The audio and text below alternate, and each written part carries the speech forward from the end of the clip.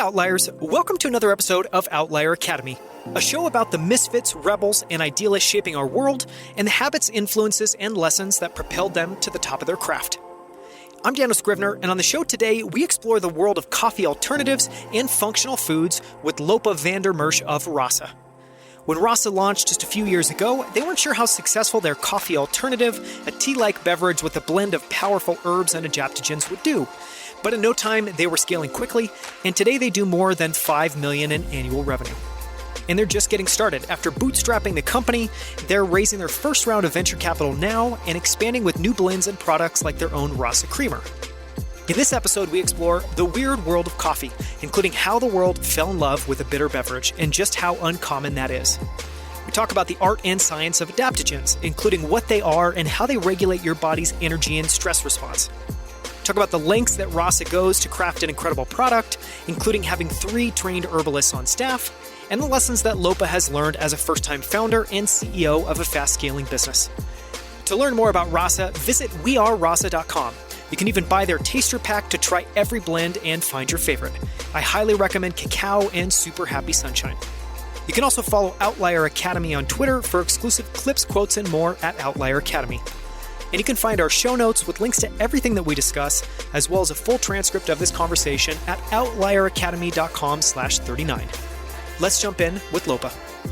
Lopa, I am so excited to have you on the show to talk all about Rasa and why coffee is the enemy. So thank you so much for joining. Way to set me up like the devil. Hi, thanks so much for having me, Daniel. I'm excited to be here. I'm super excited to talk with you about Rasa. I drink Rasa daily. I love it. So I'm really excited to explore the product, the business, and just a bunch of cool things about how you have grown the business, how you run the business that I find fascinating. But to start, I'm sure some people listening haven't heard of Rasa. Could you just give a quick pitch of what it is and a little bit of background on the company? Just how old the company is, maybe size, stuff like that. Sure. We do super functional coffee alternatives. We were actually the first adaptogenic coffee alternative to market, and we can get into adaptogens a little bit later on if people are like, what the heck? Super functional, we distinguish as being, every single ingredient has a purpose and a function in this and every single product. We have about 8 products across our line. We hard launched 3 years ago, or 3 years and a few months at this point, April 2018. Was in beta for a couple of years before that. And it's been a wild ride. We're doing great. Got about 20 people on our team and at a roughly $5 million run rate. Things have been growing fast. And clearly we're not the only people who think that coffee is evil / that you need to have a healthy, balanced relationship to coffee, however you do. Yeah, I think evil is probably triggering because, I drink coffee. I love coffee. I think a lot of people do. Coffee's great. It is. But I think talking with you, we've had some super interesting conversations about what people don't realize that drinking coffee does to your body. And I thought it might be interesting to start there. One of the things that you talk about quite a bit is just energy awareness and being in better regulating your energy. I guess, can you compare and contrast what happens when you drink a standard cup of coffee and how is that different than what happens when you drink a cup of Rasa? I like to think of coffee as a little bit of a blunt object for your energy. It's going to work. It's going to do the thing. But the reason that you get such a lift from it is that it is directly stimulating your central nervous system. And if you think about it, like a loud bang also stimulates your central nervous system really well. And coffee's kind of similar. So it's a little bit shocking to your system, which is governing and regulating and causing balance in your entire body. And then it also causes a cortisol release from your adrenals. So it's literally stimulating a stress response. And your body has a natural cortisol cycle anyway. So you have basically a peak of cortisol roughly at about 9 a.m. And then it starts to downfall until about 6, which is when your melatonin starts to tick in. When you drink coffee, your body starts to get dependent on this cortisol release from the coffee. If you're drinking it, say, before 9 o'clock, then you might have your spike at roughly 9, and then you might come down a little bit earlier in the afternoon, say about 2, 3 o'clock when you might crash. I don't know. That's a maybe common crash time. Yeah. And then you'll probably get another little spike later in the night, which makes it harder to go to sleep. So it starts to mess with that natural cortisol cycle, which is part of your circadian rhythm. And it also, because you're stimulating that cortisol response a little bit artificially, your body's like, oh, I don't need to make cortisol. They're going to do it for me. This coffee is going to come in and do it for me. And so that's where you start to also develop that dependency. Additionally, coffee, it doesn't actually make you less tired. It just fools your body into thinking that you are. So it actually blocks. So adenosine is the neurotransmitter that makes you feel sleepy. And caffeine blocks the adenosine receptors so that suddenly it's like, oh, I don't have that sleepiness, so that the adenosine actually isn't getting into the receptors. But your body's smart. And it's like, well, I'm just going to make more adenosine receptors because I'm freaking tired. And so that's where that's another factor in the whole coffee dependency cycle. So it's a very physically dependency forming substance. I like to use the Ayurvedic adage, which is for whom and when. For some people, coffee works great. And you might be listening to me like, I don't have any problems with my sleep. Everything's great. She should shut up about coffee. It's perfect. But some people might be like, oh, I'm seeing some of these symptoms. And it really depends on who you are, the type of constitution you have, as well as your relationship to coffee. And so I'm really big on, it's not actually that coffee is the devil. It's about how you use it. Just like wine, like if you have a glass of wine with dinner, it's a beverage. It's wonderful. If you need 2 to 3, 4 glasses to be able to feel functional, you got a problem. I predict that where we're going in some years, I would say maybe 10 years, we're going to start seeing a shift where people think of coffee as similar to alcohol, where if somebody said to you, I need 2 glasses of wine to get started in the morning, you'd be like, you have a problem.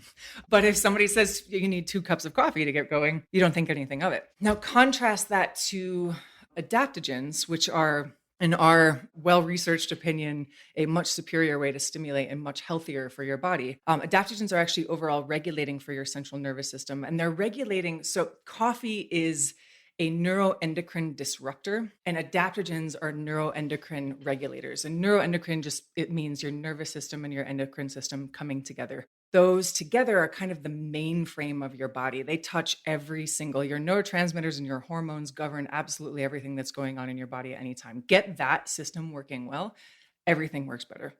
Adaptogens are a class of herbs. There's 4 criteria to be called an adaptogen. We call it the 4 N's, which is they need to be normalizing, which means they have an overall balancing impact on your body. They help you maintain homeostasis. They have to be non-toxic in normal therapeutic doses. So normal therapeutic doses means like if you go out and drink 3 gallons of this stuff, yeah, you might have some negative impacts, but for the most part, they're pretty safe for most people most of the time. And then they need to be non-specific. So they're working throughout the entire body. It's not like, oh, they're just good for the liver. They're working. And that actually ties into the 4th N, which is neuroendocrine. They have to have this impact on your neuroendocrine system, where they're actually strengthening and balancing your body's stress response system. So we have 2 main pathways that our body uses to communicate to our adrenals that there's a stress trigger. And for most of us, these systems are in overdrive all the time because modern life is just stupidly stressful. And that's your hypothalamic pituitary adrenal axis, which is HPA axis, and then sympathoadrenal system, which is your SAS. And those 2 systems both tell your adrenals like, hey, we have a stress event. We're going to need some cortisol here. And adaptogens, basically, they mimic stress in a good way, like exercise does, and make those 2 systems stronger so that, like, just think about it. Like if you don't exercise at all and you go to pick up a 5-pound weight, you're like, it's kind of heavy.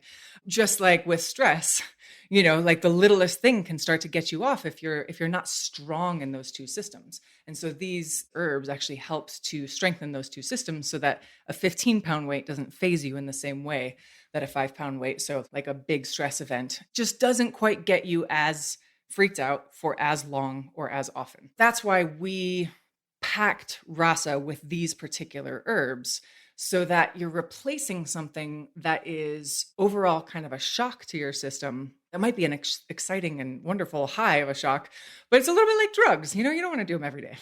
And then replace that with something that's going to just generally help you to be able to have more cope with life. Fantastic description and super, super detailed. On the adaptogen piece, is the root of that just that it's helping balance, helping your body adapt? Is that where that term comes from? Yeah, that's where the term comes from. And then people say like, oh, it helps you adapt to stress, which is great, but it's all very oversimplified because there's actually some really pretty fascinating mechanisms of action that are going on in the body. And our chief herbalist on our team is a walking encyclopedia, and he can talk all about the glucocorticoids in the brain and how that's impacting your stress response. It's pretty amazing. I'm roughly at the stretch of my knowledge getting into glucocorticoids there. Well, I think that was great for everyone listening. Just to go back to the beginning, hearing you describe that, you're incredibly passionate about it. it's also incredibly intricate and really nuanced, just your understanding of it. And I'm curious, how much did you know about adaptogens and herbs before founding Rasa? Or was there more of an impetus to learn and try something new that sent you off on this journey? Talk a little bit about the founding and how it got started. Yeah, sure. So I've been into adaptogens since way before they were cool. They've been really trending in the recent years. And I think first started taking them 15, 16 years ago, something like that. Basically, when I first started getting into Ayurveda, and the king and queen adaptogens of Ayurveda are shatavari and ashwagandha. Probably can't say this in front of the FDA, but I swear ashwagandha really helped to heal Hashimoto's for me. That was an herb that I was working with really closely. So yeah, I mean, that's a good place to start. Is I had a crap ton of health issues of both small and large, and hypothyroidism that had me really depressed and just not really able to do anything. And that started to get me into, I worked both with Western medicine as well as alternative options, and had kind of equal success in both places in different ways. And so I got really into herbs. I've always been an enthusiast. I'm not an expert. I never went to school or anything, but I would have jars and jars of herbs in my kitchen and stuff like that. And then, so Rasa actually started, I would just kind of use herbs, in my life, however I was so inspired. But then in 2015, I had just like a phenomenally stressful year. I now call it my own personal 2020, but included my husband and I left a cult. I had an emergency back surgery while pregnant, moved across the country, lost a family member, had a major falling out with my family, had a traumatic cesarean birth with my kid. Like, I was just completely fried. I needed something to keep me going. I had a baby waking me up all the time and was like exhausted. And so I tried coffee. And I've never been a big coffee drinker. I was actually I was a barista, in my early 20s, and I was the barista that did not drink coffee and was trying to make everybody mate lattes and stuff. But even my staunch Ayurveda friends at that time, and Ayurveda would generally say, and Ayurveda, if you're not familiar, is the traditional medicine system of India. And it's, depending on who you talk to, between 3,000 and 5,000 years old. And it doesn't tend to look very favorably on coffee for most people, although there are some constitutions where coffee is actually very medicinal. And so if you're listening and you're like, coffee works great for me, you might be that type, or you might be just overriding yourself. Usually you have to quit to kind of get familiar with it. But anyway, even my most staunch Ayurveda friends were like, this is the time that you just guzzle coffee. This just, you're a new mom, just drink all the coffee. I had coffee maybe 4 times and panic attacks, irritability, like waking up, and it messed up my sleep even more, jitters, all the bad things you don't want, just not worth it. And so I tried all the coffee alternatives out there and was like, really, this is it? We could put so much more into this. And then I started considering the coffee ritual, and here's this drink that we don't even really question societally that many, many, many people are addicted to. And I was like, so everybody's drinking this. It's a very ritualized thing. We drink it every day. And that's how so many of these herbs actually do their best magic, is if you're drinking them consistently daily.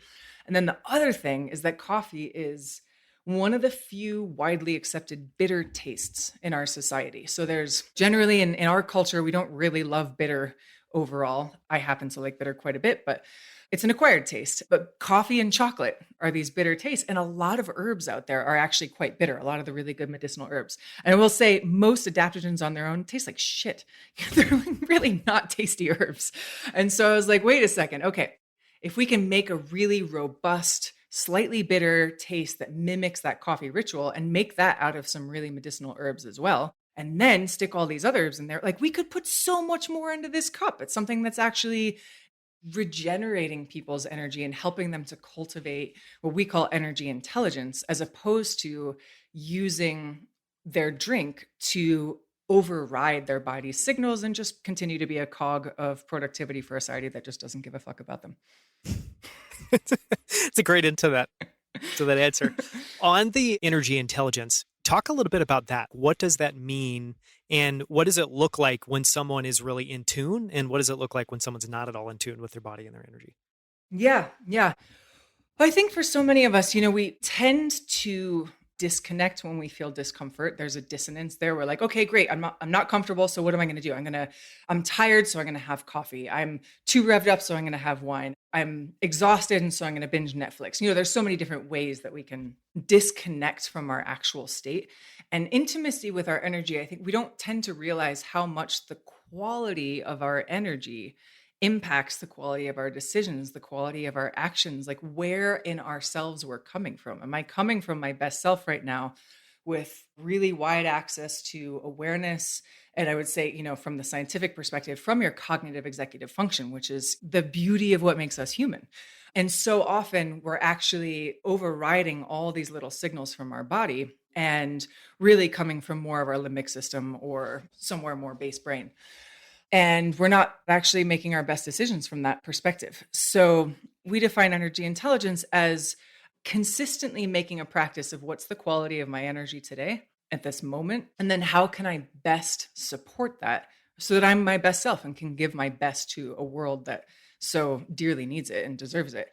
And so I wrote a post the other day where, I woke up and I was snapping at my kid and I was just like, I felt brittle and dry. And I was like, oh, here's where I'm at right now.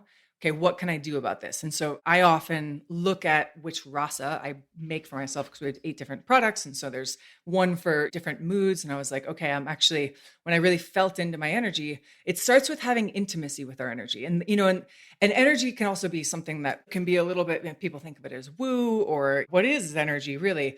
It's a feeling state of our body. Emotion is energy.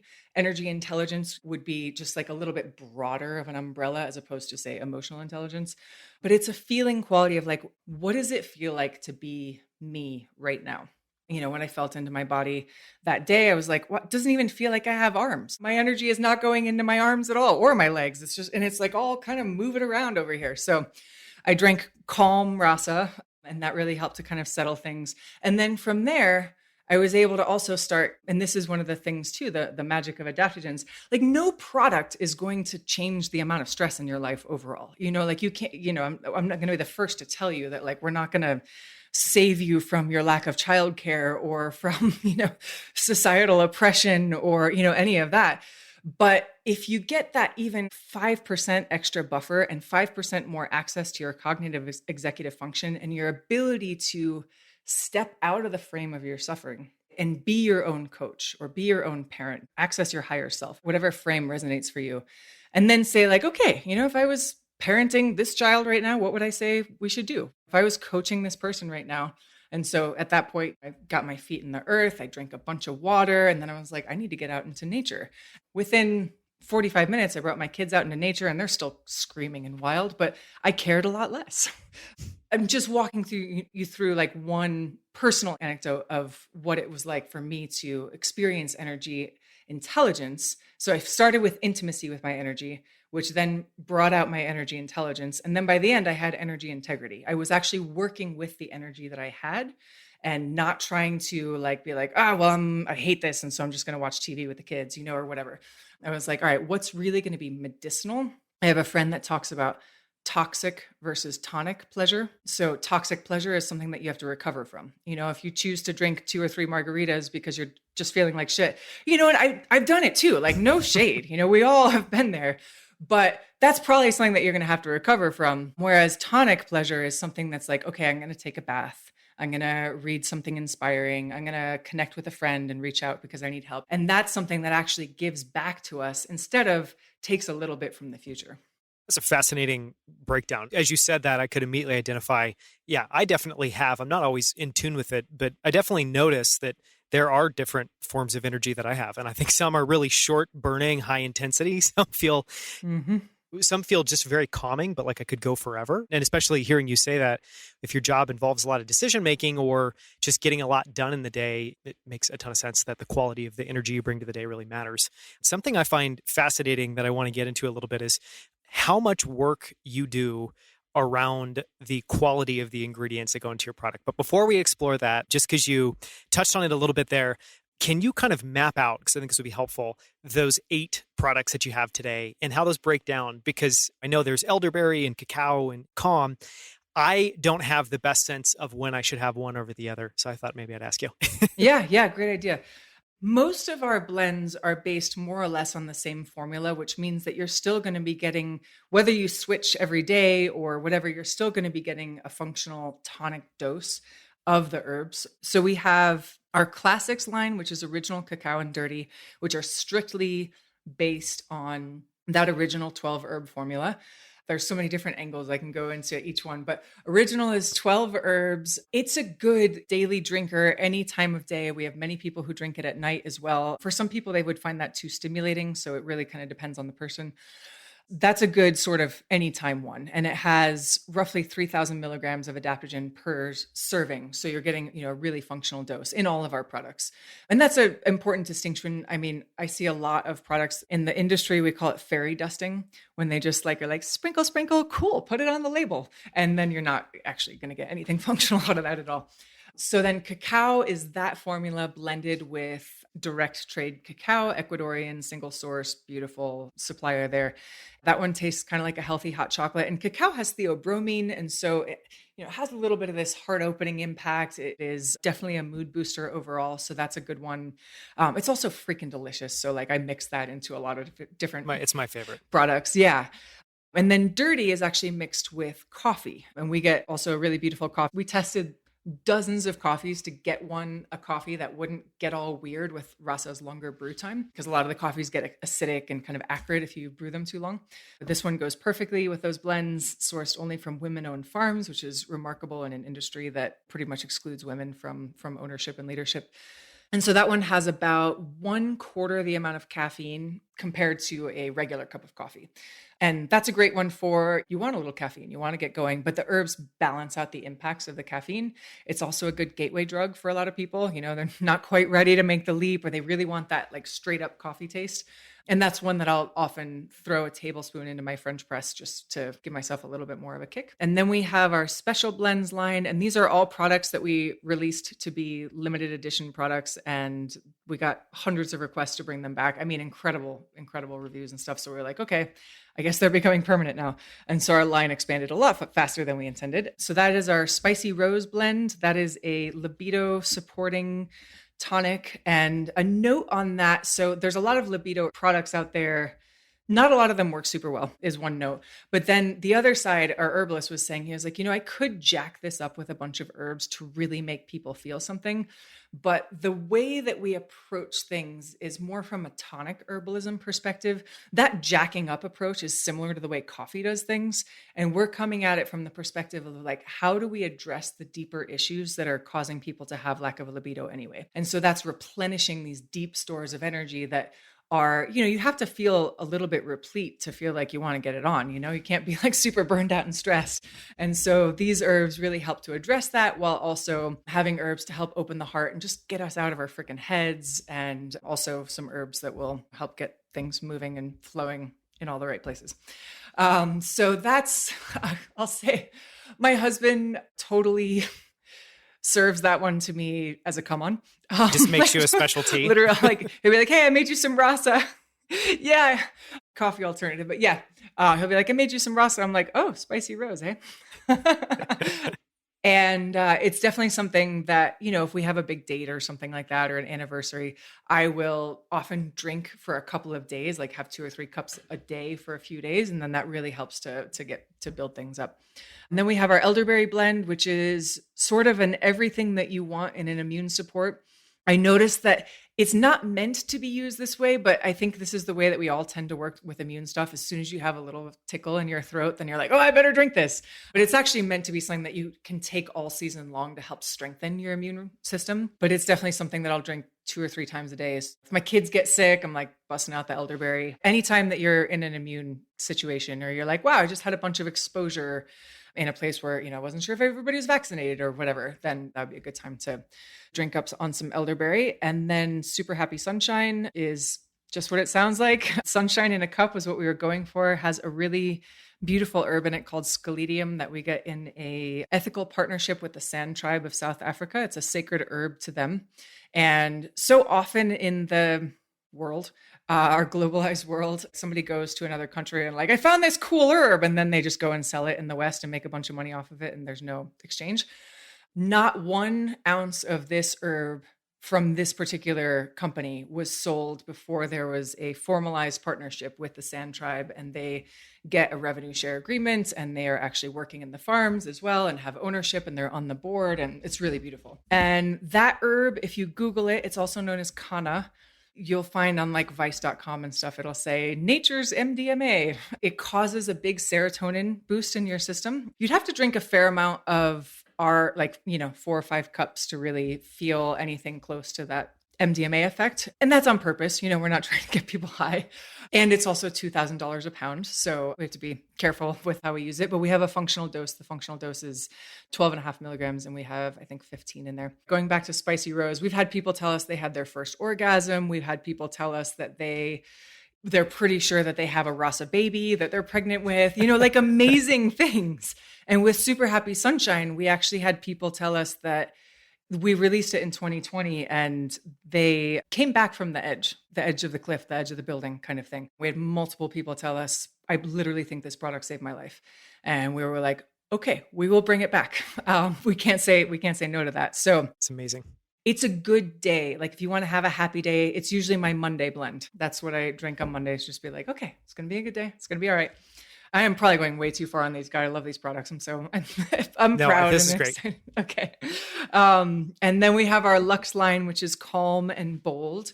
And these ones are more expensive because they have a lot more extracts in them. So they each have the equivalent of almost 10,000 milligrams of adaptogens per serving. So very potent extracts. We have a lot of 10-to-1. 4 times. Yeah. What is that? 3 times? A little bit more than 3 times. Yeah, exactly. And the Bold we were going for like, how do we help people feel the coffee thing without the coffee? And I don't think that we succeeded because, like I was saying, caffeine has such its own impact, but what we did succeed in was creating a completely different perspective around what really powerful energy can be. And it's much more grounded. It's not like slightly aggressive, like I can do anything, like almost cocaine-like impact of coffee. It's much more like a grounded, open focus. There's a lot of herbs in there for brain and cognitive flow, performance, athletic recovery, all really some great herbs in there. So that's one that I'll drink. It's also a little bit dangerous in terms of if you have a crap night of sleep and you drink 2 cups of Bold in the morning, you'll feel pretty much normal. And I say dangerous just because you don't want to abuse that and be like, oh, I can just sleep 6 hours, like, no, you need the sleep. But if you have a young kid and, I drank the crap out of Bold for a while and was just like, oh God, I feel halfway normal and I don't even know how I'm getting 5 interrupted hours of sleep a night. So it's great for that and great for when you have that extra push for a deadline or something like that. And then Calm is very relaxing. It's relaxing without being sedative. So for most people, it's not going to put you to sleep, but many people do drink it before bed or drink it as their afternoon thing. I actually like it the most as a replacement for that after work glass of wine that I got really habituated on in COVID, because there's a very high dose of reishi in there. And just to go a little bit on that one particular herb, there's a bunch of other herbs in there too, but reishi in Chinese medicine is said to help settle the shen back into the heart. Shen is your spiritual energy, basically. And so many of us, especially when we're in working mode and we're in decision-making mode and all that, we're really kind of like talking heads, like we exist up here. And when I drink Calm, I really feel it come back down to my heart and I'm like ready for family mode. But I also drink it sometimes in the morning. And, a lot of people drink it either after work, after dinner, or before bed. So it's very down regulating, very relaxing. There's a clinical dose of ashwagandha in there. And I mix them a lot too. Right now I'm drinking Bold and Joy together. Bold and Calm together is a very unique experience. It's like powerful and really relaxed, which is kind of awesome. So, you can have fun with that too. That was fantastic. So when we were talking before, something that I think is staggering is that you source 48 herbs across 12 different countries. And you touched on it earlier, but you also literally have a trained herbalist on staff that's coming up with all these combinations, doing all of the R&D, and then making sure that every single batch meets your criteria. And I'm curious, If you could talk a little bit about those two things, why they're so important to you and to Rasa, and then if you could contrast that, because I would guess that that's probably not very common in the coffee alternatives adaptogen space. Yeah, it's sadly uncommon. I do wish that there were more and more herbalists out there doing these kinds of products. And I think in the trending wellness world, there's really a bit of a thing where people are like, oh, that's a trendy ingredient, stick it in there, it'll be great. And herbs are powerful. If you have the wrong herb in the wrong context, it actually can really mess up different things. And I don't want to go too far into that just to I don't want to scare people. But it is real. There are different considerations. The way that you formulate something is actually really important. We go out with everything to be like, okay, how do we make this the most safe, the most effective, and the most supportive for the most people? And I see a lot of products out there where I'm like, cool, you just saw 4 trending ingredients and then threw them in the bag and called it good. We actually have 4 herbalists on staff at this point. We have a thing for hiring herbalists because we end up also doing a lot of education. So we have herbalists on customer care and on wholesale sales as well, and on social media. And so that just helps with our overall education. But then our co-founder and chief herbalist is also our QC manager. And he actually used to buy 10 million pounds of herbs every year when he was a senior buyer at Celestial Seasonings. 1 million pounds of just chamomile. It's amazing. And came to us actually when he was just about to get promoted to head of sourcing for Celestial. He just felt like he could do more and have more engagement with sustainability and supply chain and the ethics and all of that. And which herbs you choose really makes a difference, both in terms of safety and efficacy, as well as sustainability. There are a lot of herbs out there actually that are starting to, as they get more popular, there are supply chain sustainability and ecosystem concerns, one of which is chaga, which is trending hugely right now. And I see tons of chaga products out there. And chaga, as an example, it grows on 1 in 20,000 birch trees, and it grows in Siberia quite a bit. But then, you don't think about some of these down system consequences. But for example, in Siberia, they're having to go deeper and deeper into the forest to be able to find the chaga, which is actually disrupting habitat for the Siberian tigers, which these are amazing 9-foot long tigers, which are endangered. So don't get wildcrafted chaga unless you have a really strong need to. It's an incredible immune mushroom. And so people say that you should save it for like cancer patients, for example. So having an herbalist, every single herb not only has its own function in the formula, but also has its own function in support of and in contrast to the other herbs in the formula. And it's like this, I don't even know how the herbal math that he's doing is just really incredible, balancing out the different functionalities and making sure that there's synergies when the herbs work together and that there actually is, the whole is greater than the sum of its parts. And then he's also a professionally trained taster as well. He does the whole slurping thing and everything. And he tastes every single batch of herbs that we get. And we actually reformulate the product almost every single time because we're dependent on nature. We're dependent on climate. We're dependent on factors that we don't have any control over. So if we get an extra strong batch of, for example, ashwagandha's name literally means smell of a horse. And it's apt. You don't want the too strong of an ashwagandha in there because people be like, ugh. So if we get an extra strong batch of ashwagandha, then we have to tone down the formula or balance something else up a little bit. And so we've probably reformulated each product, or especially our original, like 40 times or something like that every time we do a batch. And I'm proud to say we get a bunch of herbs. Our Chinese herbs come from an incredible supplier in this massive nature preserve out in China. I think people often hear China and they're like, cesspool. And that's not actually only the case. If you want to look at some really beautiful nature pictures, look up Changbai Mountain in China. Stunning, stunning place. And genuinely the largest nature preserve in China. Anyway, our Chinese herbs come from there, and they also supply to some yogi teas and puka teas and, a lot of much bigger companies than we are. And I'm proud to say that we are their biggest pain in the ass client because we have such exact specifications, which is also because our formula is very complex. And so we have to make sure that everything balances just right and tastes just right. So yeah, there's a lot of tasting that goes on around here. I want to transition and talk a little bit about just how much customer love you guys have. I mean, you shared a few quotes and testimonials with me, and they're just incredible. And I guess something I wanted to talk a little bit about is where you think that comes from. Because I think what I see broadly is people, founders, especially of consumer companies, obviously want that response. And they try to figure out how to engineer that. Start with the brand and throw in some social media and to trying to get to something to be able to elicit that. And I'm curious, how much of that do you think is the brand? How much of it is literally just the quality of the product? Just your observations on where that comes from. It's a little bit of both. There was no engineering here. I do not know what I'm doing. We started out like, I am learning how to build a business while building a business. We are building the plane while flying the plane. I've been a co-founder in a few businesses, but never in CPG before. And it's very different being at the helm. So yeah, definitely not engineered. I would say there's a couple of things. We definitely under promise and over deliver in terms of what the product can do. And people often come to it like, I want an alternative to coffee. Like I want something that's going to taste good and do the thing. They might be like, well, it seems a little expensive for just a drink. But then some people go ahead and make the leap, or many people, fortunately for us. And then they drink it a few times, or sometimes they drink it once. We just had somebody, a review from last night where they were like, I felt amazing. I didn't have my afternoon crash. My husband loved it. He was able to focus all day in a way that he hasn't. And, that was their first time.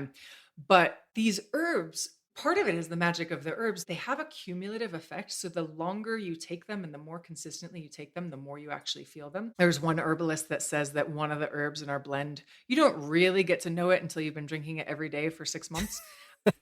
That's a high bar. We don't put that in our marketing. Yeah. It's like, but because it's such a habitual drink and because we inserted it into this daily ritual for people, they do get to have that impact. And then they're like, whoa, my life has changed. Or they go out of town and they realize what changes when they don't have it. So yeah, I think a lot of it does come down to the product. And then I think, part of our brand is there's a transparency and an intimacy and a friendliness that I think is not very commonly seen. We get a lot of people that say, they don't feel like they're being marketed to, or when they contact our customer care, it feels like they're talking to a friend. And, I encourage people to take that extra few minutes to really make a connection. Like if somebody gives you a personal detail of their life and you can relate to it in some way, shape, or form, relate. Just go ahead and relate. Tell them about your experience. Be a person. Don't be a representative of Rasa. I think that that's another thing that has engendered a lot of brand love. But if I had to really put it on there, I'd say it's probably 80% the product and what it can do. These herbs really work. And for many people, liberating themselves from coffee, I actually had a customer use that phrasing to me. Like, I feel liberated. It actually is a very profound and very life-changing impact. And then, we've gotten people that say that they're more patient with their kids, feel better with their spouses. And we actually had somebody tattoo a Rasa cup. It looks like a coffee cup, but it's a Rasa cup. We get like pictures from kids, and we've gotten people writing us poems and songs. And I mean, just incredible stuff. We feel very, very blessed. And I think the other thing too, is we really walk our talk. We don't bullshit. I don't know, how else to say it besides that, and I think that people can feel that fundamentally. They feel like, okay, we have a reason for the things that we do. We are willing to let them into that reason. We are a lot more transparent than most businesses, and all of that engenders more and more trust. Yeah. And unfortunately, all of those things you described they all require effort. They all require more time and energy and attention spent. And so they are too rare. So I'm not surprised, but I think that's incredible. I want to talk a little bit about your journey as a founder. And what's fascinating is one quote that I'm really fond of is just this notion that there is no such thing as learning business, that every business is hyper unique. And so I think in some ways, every founder can relate to what you said. Every founder is in many ways learning how to build the plane while they fly the plane. But I want to know a little bit about your experience. And I'm curious, maybe to start, just to think about it through two lenses. And one is, what's been infuriating, challenging? What's been the side of the job that has been most challenging? And then what are the things that are deeply rewarding, and what are the things that keep you moving forward? People and people. That's typically the case. Yeah. Getting the right team has been a challenge. Although at this point, I would, we have a fantastic team. So it was years of hair pulling learning. And I think now we're in the place where it's like, oh, wow, this is really working. We really do have the right people in the right seats doing the right jobs for the most part. I think another thing that has been just infuriating and challenging is, we're doing what I would say so much in the right way. We're like painstaking in the amount of care that we put into like almost every single detail and decision and all of that. And I think now I'm starting to see that we've maybe under indexed on some of the things that might have gotten us the recognition that I feel like we deserve for that. And so I see some of these other brands out there like getting tons of press and tons of this. And I'm like, we have the, come on, like we're a pretty PRable story, I think. I try not to get too comparative about it. That's not helpful. But then there's also like, I end up kind of reflecting like, well, am I doing something wrong? And then I'm like, well, maybe it's just because we haven't dumped $10,000 a month into PR because we're more focused on, is our supply chain really tight? We've been bootstrapped up until this point. And so we didn't go out and raise a bunch of money and then just be like, okay, great, go ahead and get the super expensive PR agency and that sort of thing. So all of our PR has been organic, and I shouldn't complain. We've been in Forbes, we've been in Daily Beast and some other great ones, but I just feel like we deserve more. So sometimes that's infuriating, seeing some of the other practices that other companies get away with, where I feel like they're cheating and we're really not. And like we put so much value into the product, instead of, I had this rant on my Instagram the other day where I got this box in the mail and I was like, the box costs $10, guys. I know this. Like, I know how much these things cost. That's a $10 box. The value is not in the product, it's in the box. But people like that. And so I think some of it is not quite uneducated, but, needing to be more educated consumer base in general about some of these things. And then things like fairy dusting, adaptogen washing is something that also drives me freaking bonkers. We've coined that term, but because we just saw it happening so much where a company will say that something is adaptogenic and it's actually not. And there's scientific criteria. And there's a whole body of scientific research that's continuing to progress where they're doing more and more studies on these different herbs. But there is a relatively small class of herbs that actually fall into the class of adaptogens. And it's about 30 herbs, depending on how generous you are in your scope. Some people would say it's just 9 or 10. They're like, adaptogenic everything. And I'm like, 0 adaptogens in that product. What the hell are you doing? And like, I know you're just charging more because you're like, but it's adaptogenic and the market will take it. So all that kind of drives me nuts. People issues are always just kind of the worst. If we have a personnel issue on the team, like that's where I'm losing sleep and can't unlock my brain from like, well, did I do something wrong? Did they, what is the, like, maybe it's the process of the company and how do I fix that? And just all of that. So all of those are infuriating, frustrating. I think the other thing that drives me nuts, thanks for giving me a chance to rant about this, is so therapeutic. Is there's so much in the founder entrepreneur world, like, I'm killing it, another win, we closed the deal, we hit this milestone. It's just all good. And people don't share. I'm crying at night because we launched this thing and we really thought it was going to do this and it didn't. Now I just feel like I'm just pushing a rock up a hill. And I actually posted something about how I started crying in our leadership retreat. We had an annual planning leadership retreat about a month ago. And within the first hour, man, I was crying in front of our entire team as they were saying all the things that were wrong with the business. Like, here's what we're not doing well. And I just took it way too personally. I was like, it's all my fault and I'm causing suffering. And I posted about it because I was like, people need to see that this is real and this happens. And I got a bunch of people that were concerned about me in a way that they shouldn't have been concerned about. It was like, dude, that was 10 minutes of my day. My business is actually killing it, but this happens and we need to normalize this a little bit more. It is a constant level of tremendous amounts of work and of holding an entire system that nobody except for somebody who's been an operator and has been a founder or been a CEO is going to really understand how much the totality of that is. And I mean, it's tremendously rewarding too, going into that side of it. Our customer reviews are the number one thing. Like anytime I get down in the business, we have a reviews channel on Slack and we post the great reviews there. And I just peruse through those and I'm like, we're doing a good thing. We are changing people's lives. That is a common phrase that we say, that this is life-changing, it's game-changing. And we have really beautiful customers too. I mean, they're just like great people, and I don't know if it's because of partially our transparency and how we communicate and stuff, but people write us these really creative and funny reviews and stuff, really put time into them. And so that's definitely the number one. And then we have a great team. We have a lot of fun. I actually just went through and edited our employee handbook to throw in a bunch of jokes and make people actually want to read it. Our HR consultant was like, are you going to send this to a lawyer? I was like, no. And he was like, 10 out of 10, it's great. And totally like people are going to want to read it. But the lawyer's just going to want more legalese in there. We laugh a lot. It's really fun. And I think one of the things I'm really jazzed about right now too is actually we've been running our business. I actually have the book right next to me. On Traction or EOS, the Entrepreneurial Operating System. I was a little bit haphazard about it for maybe the last year. It's a good system, but it's like a little rigid. And is it going to fit our specific business? Blah, blah, blah. And then I started to realize that a lot of the problems that we were having were actually process, not people.